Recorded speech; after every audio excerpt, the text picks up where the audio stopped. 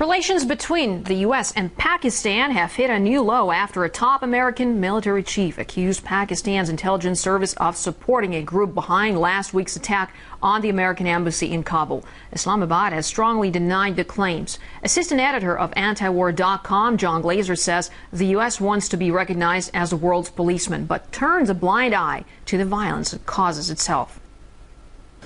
Well, I mean, it's for a long time it's been recognized by sources in government and outside that the Pakistani government, and specifically the ISI, has some ties to various militant groups in Pakistan. The problem is that the U.S. has dealt with it for about a decade until now, and the reason is that they're getting all riled about it now is because they're losing in Afghanistan. The U.S. government is being a little too aggressive. I mean, they're upset with Pakistan for what they call a proxy war through the Haqqani network into Afghanistan, but the U.S. is running their own brutal war in Afghanistan. The Afghan National Police have been, which is the group that is funded and trained by the United States government, they have been terrorizing local communities and villages throughout Afghanistan for years. Human Rights Watch just came out with a report condemning them for killings, illegal detentions, rape,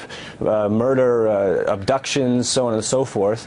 And so that's a proxy war. What's strange is that when the Pakistanis do it, the U.S. calls it terrorism. And when the U.S. does it, it's called counterterrorism. So the relationship is inherently contradictory, and they're both playing the same sort of bad game.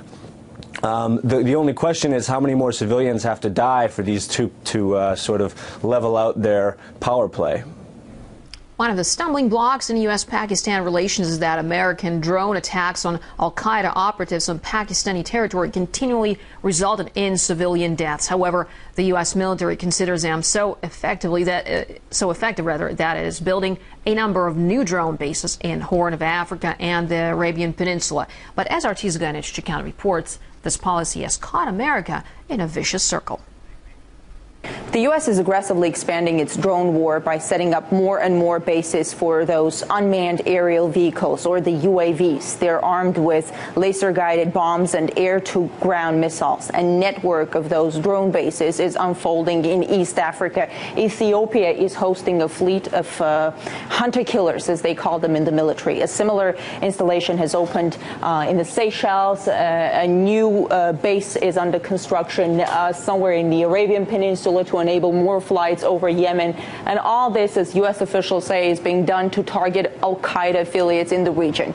Drones have become the main weapon of America's undeclared wars. It's a new kind of warfare, one that the U.S. is waging without sacrificing the lives of their soldiers in a number of countries like Pakistan, Yemen, and Libya for that matter. In Pakistan, for example, U.S. drone strikes have killed thousands of civilians and have netted only a handful of actual terrorists. Many of the victims' loved ones seek revenge, often by joining radical groups. So it's like a vicious circle when the U.S. seems to be fighting terror and provoking terror at the same time. And the question whether or not the policies make America safer is very arguable. But on top of the human cost and the boomerang effect of those often indiscriminate strikes, there's also the price tag of such rapid drone expansion. We're talking about billions of dollars of U.S. taxpayers' money at a time when the country is on the verge of another recession, when 14 million people are jobless and 1 in 6 Americans lives on food stamps.